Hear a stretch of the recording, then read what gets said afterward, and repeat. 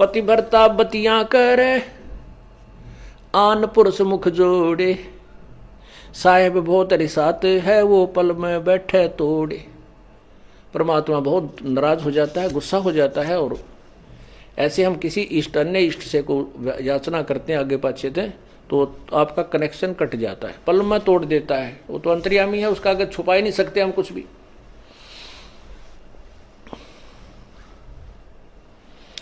नैना आन न देख ही श्रवण सुने नहीं बैन, रसना से बोले नहीं सो पतिव्रता ऐन। दूसरे इष्ट को, दूसरे पुरुष को आंखों से भी नहीं देखे। आंखों से देखने का तात्पर्य है कि हम उसके उस स्वरूप पर दृष्टि डालते हैं तो अंदर से कुछ उथल पुथल शुरू हो जाती है, वो नहीं होनी चाहिए।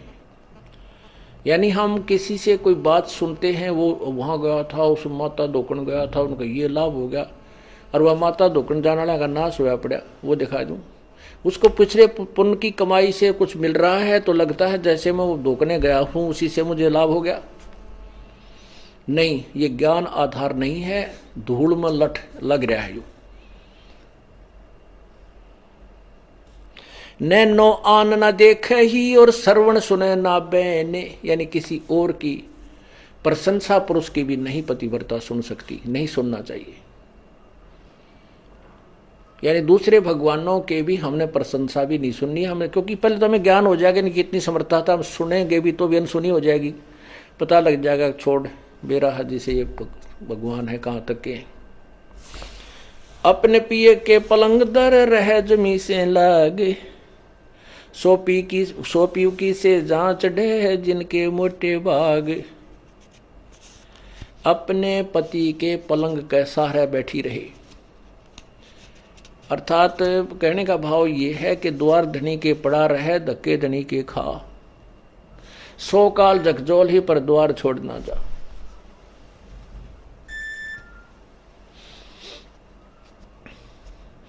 अब कैसे बताते हैं, जैसे परमात्मा रुष्ट हो गया, पल में बैठे तोड़, तो फिर उसके लिए क्या बताते हैं कि अपने पति के पलंग दर रह जमी से लाग, यानी 100 पर माफी मांगे और अपनी गलती को स्वीकार करे।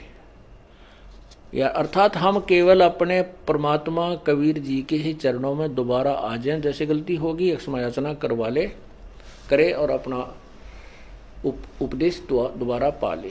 और फिर उसने, उस व्यक्ति ने और उस बहन, उस आत्मा को अधिक प्रयत्न और अधिक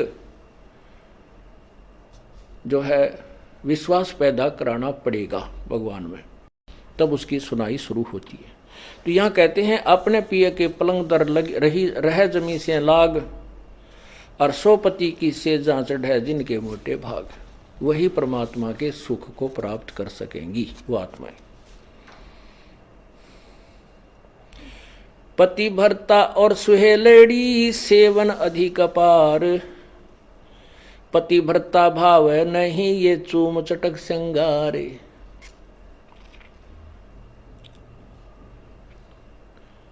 पुण्यात्माओं, इसमें दोनों ही हमें आदेश दे रहा है परमात्मा, दोनों ही निर्देश हैं। अपने साधारण जीवन में और इस भक्ति जीवन में हमने कैसे जीना है। पतिव्रता और स्वेलड़ी सेवन अधिक अपार, वो अधिक से अधिक जो पुण्यात्मा है, पतिव्रता यानी एक इष्ट पर आश्रित पर पुण्यात्माएं हैं, वो अधिक से अधिक सेवन यानी पूजा करती हैं। और वो पतिव्रता भावनी चोम चटक श्रृंगार, पतिव्रता को किसी भी प्रकार के बाह्य आडंबर करने की आवश्यकता नहीं। अर्थात जैसे ये संत बन जाते हैं, कान पड़वा लिए, जटा रखा ली, माला 4 गाल ली, या कति मुंड मुंडा लिया, वस्त्र एक लंगोट बांध लिया, बाकी धूप राख मसड़ ली। कहते हैं इन श्रृंगारों की परमात्मा को कति आवश्यकता नहीं, वो अंदर से जानता है ये कितना भगत है और उसमें उतना ही प्रेम होता है प्रभु का। ऐसे ही हम अपनी बहन बेटियों से प्रार्थना करते रहते हैं कि हमने न तो ये मेहंदी वगैरह लगानी है, ना ये नाखूनों को लाल करना है, ना होठों को लाल करना है, ये नहीं चाहिए हमने। आप केवल अपने मांग में सिंदूर आदि लगा सकते हैं, जिससे ये एक प्रतीक है, ये शादीशुदा है या मैरिड है अनमैरिड, बस इतना। वो भी लगाना चाहें तो लगा सकते हैं, अन्यथा कोई आवश्यकता नहीं है। ये उनके लिए है जो नए नए आते हैं, उनको एकदम हर एक क्रिया से विपरीत होना पड़ता है, इसलिए वो थोड़े से घबरा जाते हैं। जब ज्ञान हो जाएगा फिर आपको ये शरीर मिट्टी नजर आओगा। इस मिट्टी के घड़े को कितना श्रृंगार है, कितना इसके ऊपर चित्र सुंदर लगा दे, देश में वस्तु जल नहीं है तो ये व्यर्थ है। और मीठा जीवनदाता जल यदि एक बूंदे से मटके में भी है, वही मटका हमें प्रिय है।